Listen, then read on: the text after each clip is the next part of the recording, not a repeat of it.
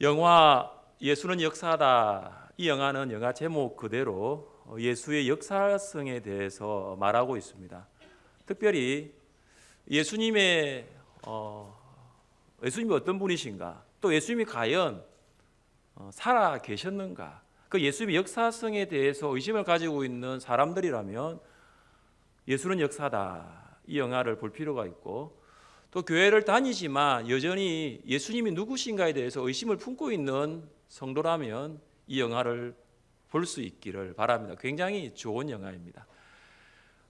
영화의 주인공이자 실존 인물인 리 스트로벨은 예일대 로스쿨을 졸업하고 난 다음에 유력 일간지 시카고 트리뷴에서 활약하던 전도 유망한 저널리스트였습니다. 그는 아내와 딸을 데리고 화목한 가정을 이루면서 살아가고 있었습니다. 그러던 어느 날 식당에서 가족이 함께 식사를 하다가 딸이 사탕을 먹었는데 그 사탕이 딸의 기도를 막아버려서 딸이 죽게 되었습니다. 근데 그때 한 기독교인 간호사가 와서 응급처치를 통해 딸의 생명을 구해주는 일이 일어나게 됩니다. 이를 계기로 아내인 레슬리 스트로벨은 신앙을 갖게 되었습니다. 근데 골수무신론자인 리 스트로벨은 아내의 변화에 일종의 당혹감을 느끼게 되고, 아내가 이 잘못된 가르침에, 이 헛된 가르침에 세뇌당했다라고 믿었습니다. 흔히 부부가 안 믿다가 아내가 먼저 믿게 되면 남편들의 반응이 이와 비슷하거든요. 리 스트로벨은 아내가 신앙을 가지게 되는데 이 신앙을 포기하게 하기 위해서 저널리스트로 활동하는 동안 틈틈이 시간을 내면서 예수의 부활은 거짓이다, 예수의 부활은 사실이 아니다, 이걸 증명하기 위해서 많은 책을 읽었습니다. 책뿐만 아닙니다. 많은 학자들을 만났고 역사학자, 심리학 교수, 심지어 의학 박사 등을 만나면서 여러 방면의 관련 전문가들을 찾아다녔습니다. 영화의 결론이 어떻게 되었을까요? 궁금하시죠? 리 스트로벨은 예수님의 부활은 거짓이 아니고 실제 있었던 일이고, 내가 찾았던 모든 증거들은 그 예수님의 부활을 뒷받침하고 있는 확실한 증거라는 것을 알고 주님을 믿게 되었습니다. 고린도 교회 성도들 중에도 이 영화 예수는 역사다의 주인공 리 스트로벨과 같이 교회는 다니고 있는데 예수님의 부활을 믿지 못하는 성도들이 있었습니다. 그들은 예수님의 부활은 없다라고 이야기를 했습니다. 그래서 바울이 고린도전서 15장, 우리가 잘 알고 있는 이 부활장을 기록한 것입니다. 사도 바울은 고린도 교회 성도들에게 분명하게 부활을 전했습니다. 우리 함께 말씀을 읽어보겠습니다. 내가 받은 것을 먼저 너희에게 전하였노니 이는 성경대로 그리스도께서 우리 죄를 위하여 죽으시고 장사 지낸 바 되셨다가 성경대로 사흘 만에 다시 살아나사. 바울은 예수님으로부터 부활의 메시지를 직접 받았습니다. 다메섹으로 갈 때 하늘로부터 빛이 너무 강하게 임하여서 땅에 엎드릴 수밖에 없었습니다. 그때 바울은 부활하신 예수님의 말씀을 듣게 됩니다. 직접 들었어요. 예수의 말씀을 직접 받았습니다. 그리고 그 받은 말씀을 그대로 고린도 교회 성도들에게 전했습니다. 그런데 부활을 들었던 고린도 교회 성도들 중에는 믿지 않는 사람들이 있었다라는 것입니다. 여기서 우리가 한 가지 알 수 있는 것은 말씀을 듣는 것과 말씀을 믿는 것은 일치하지 않는다라는 것을 보게 됩니다. 다시 말해서 말씀을 듣는 사람이 곧 말씀을 믿는 사람은 아닐 수 있다라는 거예요. 듣는 사람 중에는 말씀을 믿는 사람이 있고 혹은 믿지 않는 사람이 있는 것입니다. 오늘 부활절 예배에 참석한 모든 성도들은 부활의 말씀을 들을 뿐만 아니라 예수님의 부활을 믿을 수 있는 은혜가 여러분에게 함께 하시기를 주님의 이름으로 축복합니다. 바울은 죽은 자의 부활과 예수 그리스도의 부활의 상관관계를 역설하고 있습니다. 13절입니다. 만일 죽은 자의 부활이 없으면 그리스도도 다시 살아나지 못하셨으리라. 만일 부활이 없다면, 만일 부활이 불가능하다면 예수님은 지금도 무덤에 있다라는 이야기입니다. 부활이라는 것이 아예 없다면 그리스도의 부활은 존재하지 않는다라는 말이죠. 사람들은 예수님의 부활을 믿지 않습니다. 그래서 믿지 않는 여러 가지 부정적인 견해들을 가지고 있습니다. 그 중에 제자들이 무덤에 있는 예수님의 시신을 훔쳐내어서 그리고 난 다음에 예수님 부활하셨다라고 이야기를 하곤 합니다. 시체 탈취설이라고 이야기하죠. 이것에 대한 반대 증거가 분명히 있습니다. 총독 빌라도는 파수꾼들에게 돌로 무덤을 막게 하고 그것을 지킬 것을 명령합니다. 그리고 예수님의 죽음으로 끝난 그 예수님에 대한 기쁜 회의와 절망에 빠진 제자들이 무슨 용기로 무덤까지 가서 예수님의 시신을, 그것도 로마 군인들이 지키고 있는, 파수꾼이 지키고 있는 그 무덤에 있는 예수님의 시신을 훔쳐올 수 있을까요? 제자들도 그럴 수 없습니다. 사람들은 예수님이 십자가에서 죽으신 것이 아니라 기절한 상태로 무덤에 옮겨졌다가 무덤이 싸늘하니까 싸늘한 기후로 의식이 회복되어 나왔다라고 이야기합니다. 기절설이죠. 이것을 대한 반증이 또 있습니다. 군인들은 예수님이 이미 죽었다는 것을 알았습니다. 그래서 예수님의 다리를 부러뜨리지 않았습니다. 꺾지 않았어요. 그리고 빌라도는 백부장을 불러서 예수님이 죽었는지 죽지 않았는지 그 보고를 들었습니다. 분명하게 죽었다는 보고를 들었습니다. 로마 군인들 중에 한 사람은 창으로 예수님의 옆구리를 찔렀을 때에 피와 물이 나왔습니다. 의학적인 입장에서 죽은 사람의 몸에서만 물이 나온다라고 합니다. 예수님은 숨을 거뒀다는 것이 분명한 사실입니다. 사람들은 예수님이 실제 부활하지 않았는데 예수님을 사모하고 사랑했던 사람이 환상을 보았다라고 말합니다. 그래서 환상설이라고 이야기를 합니다. 이것에 대한 반증도 있습니다. 한 사람이 환상을 볼 수 있는 일은 있을 수 있습니다. 그러나 여러 장소, 여러 시간, 여러 사람들이 동일한 환상을 볼 수 있는 것은 없습니다. 예수님의 부활은 베드로와 12제자, 500여 형제, 야고보, 모든 사도, 그리고 본 서신의 저자인 바울에게도 보여졌습니다. 어떤 사람들은 예수님이 부활하신 것은 믿겠는데 그 부활은 육체적으로 부활하지 않고 영혼만 부활했다라고 말을 하곤 합니다. 사실 제자들도 처음에는 예수님이 영혼만 부활했다라고 믿었습니다. 그래서 예수님을 보고 유령이다라고 이야기를 했습니다. 그래서 예수님이 유령이 아님을 증명하기 위하여 구운 생선 한 토막을 드셨습니다. 그래서 몸의 부활을 증명하셨습니다. 그리고 예수님은 몸의 부활을 보면서 이렇게 말씀하셨습니다. 우리 같이 한번 읽어보겠습니다. 내 손과 발을 보고 나인 줄 알라. 또 나를 만져보라. 영은 살과 뼈가 없어되 너희 보는 바와 같이 나는 있느니라. 그래서 예수님은 육체로 부활하신 것을 이 말씀을 통해서 증거하신 것입니다. 육체로 입으신 예수님은 부활의 확실한 증거가 되는 것입니다. 예수님은 부활하셨습니다. 인도의 선교사 선다싱이 영국을 방문했을 때 일입니다.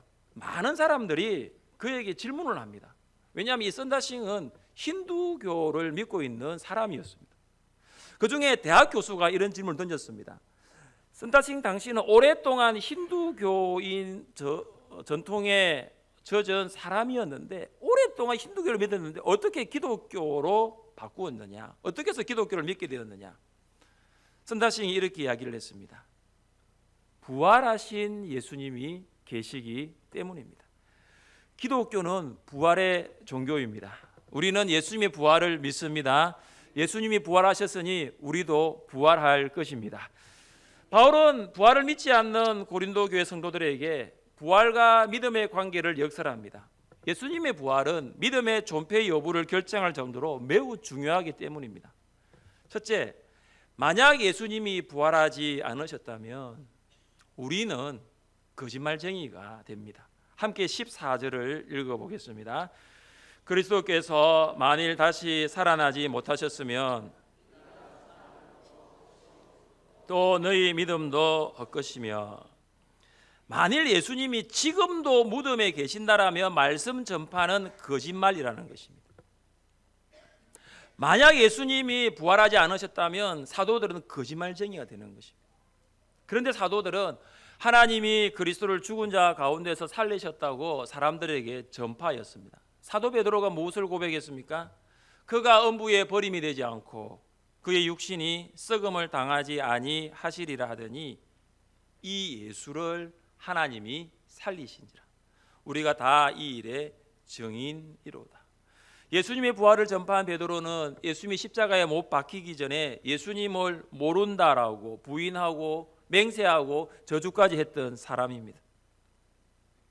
예수님처럼 죽지 않기 위하여 예수님을 알지 못한다고 3번이나 부인했습니다. 그런 베드로가 예수님의 부활을 전파했습니다. 이 예수를 하나님이 살리신지라. 부활이 진짜가 아니라면 할 수 없는 말입니다. 가짜 뉴스에 생명을 걸 정도로 어리석은 사람은 세상에 없습니다. 사람은 하나뿐인 생명을 어디에 걸어야 할지를 잘 알고 있습니다. 그래서 돈에 거는 사람이 있고 명예에 거는 사람이 있고 진리에 목숨을 거는 사람이 있어요. 진리가 생명보다 더 가치가 있기 때문입니다. 진리를 위해 모든 것을 바치는 거예요. 진리를 위해 살고 진리를 위해 죽는 것입니다. 예수님의 부활이 없으면 저는 거짓말쟁이가 되는 것입니다. 예수님의 부활이 없으면 여러분은 지금 이 자리에서 일어나셔서 교회당을 나가셔도 좋습니다.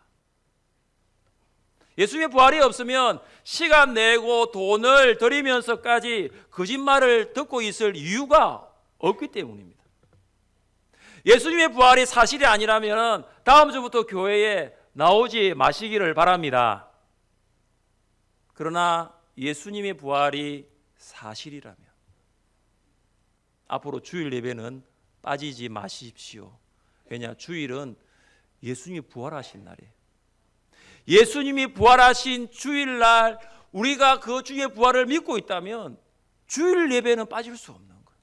그러나 뒤집어서 내가 예수님의 부활을 믿지 않는다, 내가 예수님의 부활을 믿을 수 없다라면은 주일 예배는 안 나오셔도 됩니다. 그러나 내가 정말로 예수님의 부활을 믿고 있다, 나를 위하여 십자가에 돌아가신 예수님이 지금도 살아계시고 내 안에 역사하시고 내 안에 함께 계심을 믿는다면 주일 예배를 빠질 수 없는 거예요. 정말로 성도라면, 그냥 교회를 왔다 갔다 하는 교인이 아니라 정말로 성도라면 주일 예배를 빠질 수 없는 거죠. 예수님께서 주일날 부활하셔서 이날 우리가 주님의 부활을 기념하며 드리는 것이 바로 예배이기 때문입니다.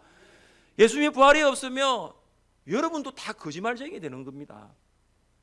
주중에 전도 동역자들과 함께 사비로 전도용품을 준비하고 예수님 믿고 구원받으세요라고 전파하는 여러분들 다 거짓말쟁이가 되는 거예요.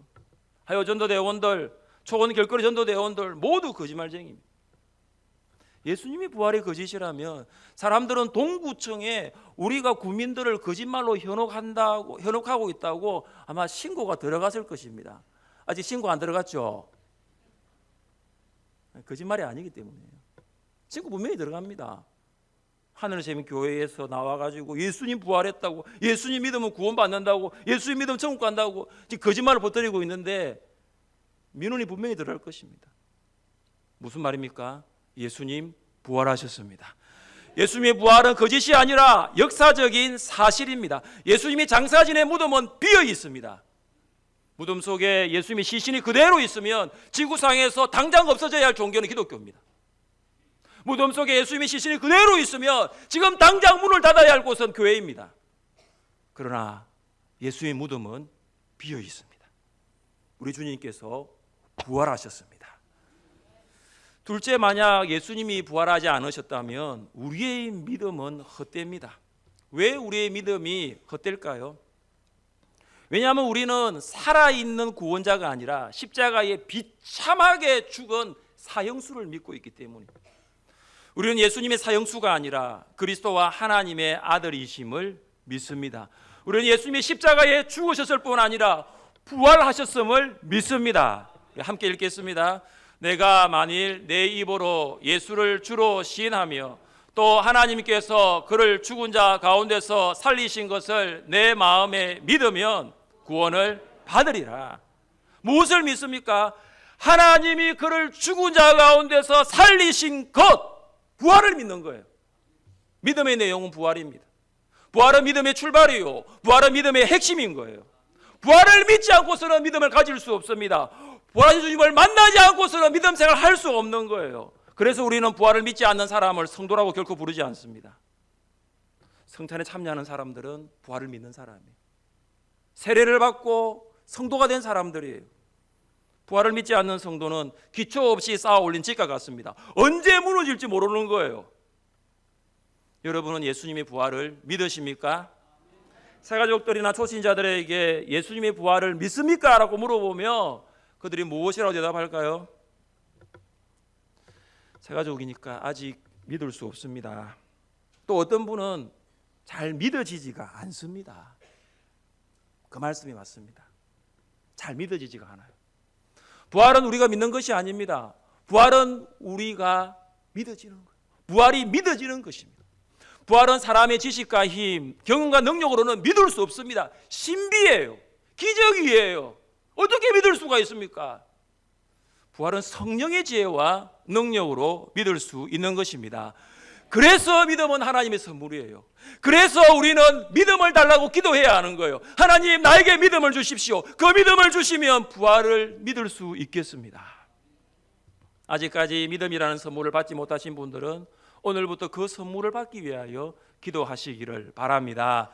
의심하지 않고 기도하는 자에게 하나님께서 반드시 믿음이라는 선물을 주실 것입니다.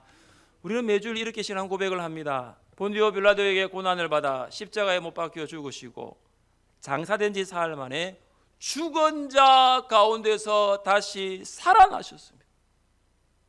예수님의 부활이 없으면, 예수님이 다시 살아나지 아니하시면 이런 신앙 고백은 할 수가 없어요. 예수님의 부활이 없으면 부모가 마지막 그 순간에 자녀에게, 예수님의 부활이 없으면 마지막 그 자녀에게 예수님 믿고 신앙생활 잘 하라는 그 유언할 수 있겠어요? 이제 숨이 넘어가는데 마지막 그 순간에게 자녀의 손을 잡고, 그래, 예수님 잘 믿어야지, 천국에서 만나자. 예수님의 부활이 없으면 그런 유언을 할 수 있겠어요? 예수님의 부활이 없으면 목사가 신랑 신부를 앞에 놓고 예수님 잘 믿으세요, 무엇보다 예수님 잘 믿으세요, 주님 잘 믿고 믿음의 가정, 거룩한 가정 만드세요, 행복한 가정 만드세요, 그 줄에 할 수 있겠습니까? 예수님의 부활이 없으면 장례식에서 유족들에게 집사님 천국 가셨습니다, 우리도 신앙생활 잘하고 천국 가서 집사님 만납시다. 예수님 부활이 없으면 그 설교 할 수 있겠어요? 예수님 부활하지 않으셨다면 우리가 고통과 어려움을 만나도 그것을 이겨나갈 수 있는 부활신앙을 가질 수가 없는 거예요. 예수님의 부활이 없다면 여러 가지 문제로 힘들어하고 있는 목원들을 위하고 그들을 기도하고 위로해 줄 수 있는 부활 소망이 없는 거예요. 그러나 예수님 부활하셨습니다. 예수님의 부활은 우리의 믿음이 됩니다. 예수님의 부활은 우리의 소망이 됩니다. 예수님의 부활은 우리의 위로가 됩니다. 예수님의 부활을 믿음으로 부활신앙과 부활 소망을 가지고 살아갈 수 있기를 주님의 이름으로 축복합니다. 셋째, 만약 예수님이 부활하지 않으셨다면 우리는 구원을 받을 수가 없습니다. 함께 17절 말씀을 읽겠습니다. 그리스도께서 다시 살아나신 일이 없으면 너희의 믿음도 헛되고 너희가 여전히 죄 가운데 있을 것이요. 우리는 본질상 진노의 자녀예요. 죄인이에요. 여러분, 죄의 삭은 무엇입니까? 사망이에요. 사망은 영적으로 하나님으로부터 떠나 있는 상태를 말합니다. 육신적인 죽음만이 사망이 아닙니다. 육신적으로 호흡을 하고 살아가는 사람이라 할지라도 하나님과 떨어져 있으면 그 사람은 영적으로 사망한 것입니다. 만약 예수님이 부활하지 않으셨다면 예수님은 양편에 달린 두 행악자와 똑같은 사형수로 죽음으로 끝났습니다. 죄의 결과가 죽음이기 때문입니다. 예수님은 여전히 죄의 형벌 아래 있습니다. 아무도 이 세상에 어느 누구도 죄 씻음 받을 수 없고 한 사람도 구원받을 수 없습니다. 그러나 예수님은 죄를 위해 십자가를 죽으시고 무덤에 장사되시고 부활하셨습니다. 예수님의 부활은 죄로부터의 용서이고 더 이상 죄인이 아니라 의인으로 살아가도록 하셨습니다. 만약 예수님이 부활하지 않으셨다면 예수님은 우리를 구원할 수 없는 거예요. 우리가 예수님을 영접할 때 이런 기도를 드립니다. 우리 같이 한번 읽어보겠습니다. 주 예수님, 나는 주님을 믿고 싶습니다. 십자가에서 죽으심으로 내 죄값을 담당하시니 감사합니다. 지금 나는 내 마음의 문을 열고 예수님을 나의 구주, 나의 하나님으로 영접합니다. 만약 예수님이 부활하지 않으셨다면 우리는 예수님을 나의 구주, 나의 하나님으로 고백하며 영접할 수 없습니다. 죽은 사형수가 어떻게 구주가 될 수 있습니까? 죽은 사람이 어떻게 하나님이 될 수 있습니까? 죽은 사람을 마음속에 모실 수 없습니다. 여러분, 죽은 사람과 함께 살고 싶습니까? 예수님은 부활하심으로 우리의 구주와 하나님이 되셨습니다. 부활하신 예수님을 여러분 마음의 구주와 하나님으로 모십시오. 그렇다면 여러분은 죄인이 아니라 의인이 될 것이고 옛 사람이 아니라 새 사람으로 거듭나게 될 것입니다. 예수님이 부활하지 않으셨다면 우리는 세상에서 가장 불쌍한 사람입니다. 19절입니다.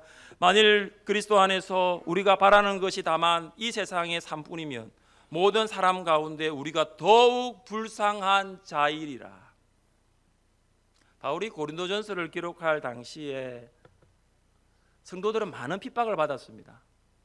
어떤 사람은 가족에게서 추방당하기도 하고, 어떤 사람은 예수 믿는 것 때문에 직장에서 쫓겨나기도 하고 해고당하기도 하고 경제적으로 매우 가난해지기도 했습니다. 심지어 어떤 사람은 예수님 때문에 순교하였습니다. 지금도 세상 도처에서는 예수님을 믿는다는 이 이유 하나 때문에 겪지도 않아야 될 어려움을 겪고 있는 그리스도인들이 많습니다. 핍박과 추방과 해고와 가난, 심지어 죽음까지도 그들이 피하지 않고 감당할 수 있는 이유가 무엇일까요? 우리 교회 안에도 이제 믿으신 분들 중에는 가족들이 믿지 않기 때문에 예수님 믿는 이유 하나 때문에 어려움을 겪는 성도들이 참 많습니다.